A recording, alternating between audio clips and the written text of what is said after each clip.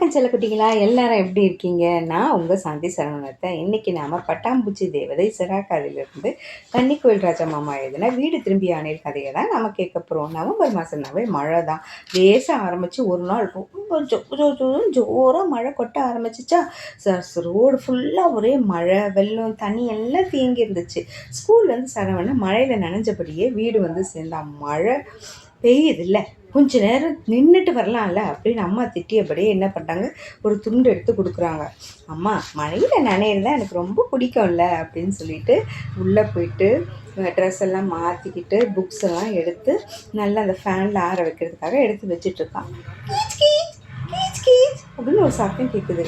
என்ன சத்தம், எங்கேயோ கேட்குது அப்படின்னு பார்த்துட்டு மேலே பார்க்குறான். ஃபேனில் ஏதாவது இருக்கா?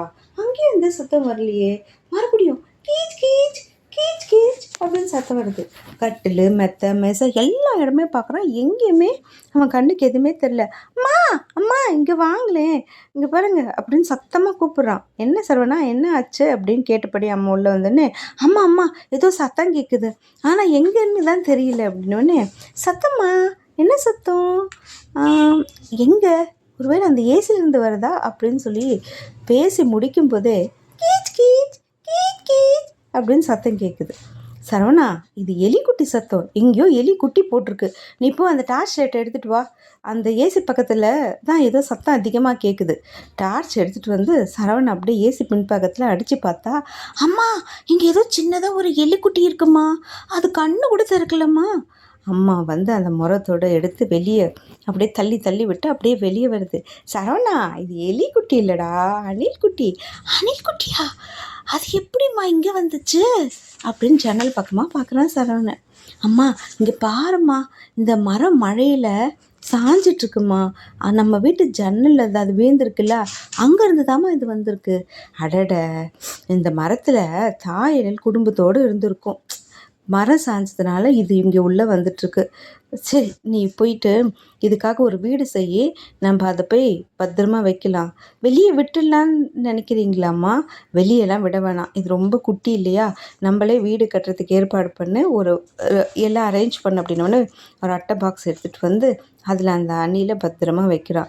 அம்மா போய் பால் எடுத்துகிட்டு வர போகிறாங்க. அம்மா புன்னல் வச்சு ஊற்றலாமா? புன்னலெல்லாம் வேணாம், உன்னோட இங்க் பில்லர் இருக்குல்ல, அதை எடுத்துகிட்டு வரட்டா? அது வேண்டாம், போய் புதுசாக வாங்கிட்டு வா அப்படின்னு சொல்லிட்டு அம்மா சொன்னோடனே அந்த இங்க் பில்லரில் வச்சு அப்படியே சொட்டு சொட்டாக பால் கொடுத்துட்டு அது மம்மன்னு குடிச்சிட்டு அப்படியே இருக்குது. ஒரு 3 நாளில் நல்லா அணில் சைஸுக்கு, பெரிய அணில் சைஸுக்கு அது வந்துடுச்சு. அது எப்போ பார்த்தாலும் சரவணன் கூடவே தான் இருக்கும். சரவணன் எங்கே போனாலும் சுற்றி சுற்றி சுற்றி வரும். சரவணன் அதுக்கு மினின்னு பேர் வச்சான். சரவணா, மினிக்கு உன் மேலே ரொம்ப ஆசை அப்படின்னு அம்மா சொன்னான். ஆமாம், மினிக்கு என் மேலே ரொம்ப ஆசை தான், போமா, அதுவே 5 அறிவு தான் இருக்குது, அதுக்கு எப்படிம்மா அன்பெல்லாம் தெரியும் அப்படின்னு கிண்டல் செய்கிறான் சரவணன்.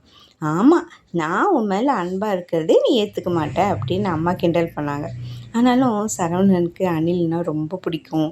அதுக்கு சாப்பிட்றதுக்கு எல்லாமே அவன் எடுத்துகிட்டு வந்து வைப்பான். 6 மாதத்தில் அது பெரிய அணிலாக வளர்ந்துருச்சு.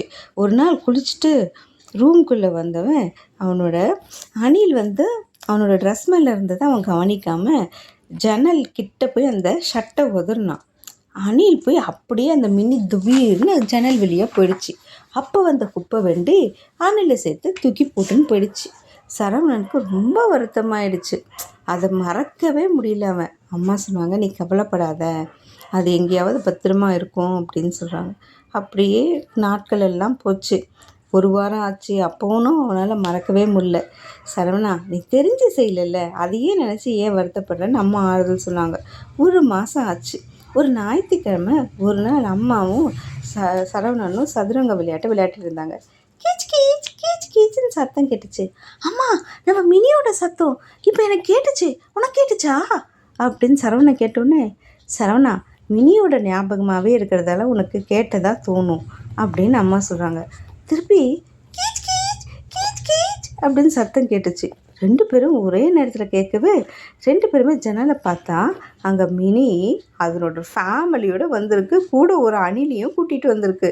சரவணன் கிட்ட போய் ஜன்னலை திறந்தவுடனே ஒரே தாவா ஏறி அவன் தோள்பட்டையில் எகிரிச்சு மினி. அவன் சரவணன் உடல் முழுதும் ஏறி அங்கே இங்கே அன்பு செலுத்துது. அன்பு இல்லைன்னு சொன்னியே பாருடா இப்போ அண்ணிலோட அன்பை அப்படின்றாங்க அம்மா. ஆமாம்மா இப்போ தான் நான் உணர்ந்துட்டேம்மா அப்படின்னு சொல்கிறான். வந்த உறவுகளுக்கு உணவெல்லாம் எடுத்துகிட்டு வர்றதுக்கு அம்மா உள்ளே போனாங்க. உங்களிடமிருந்து விடைபெறுவது உங்கள் சாந்தி சரவணத்தை. பாய்.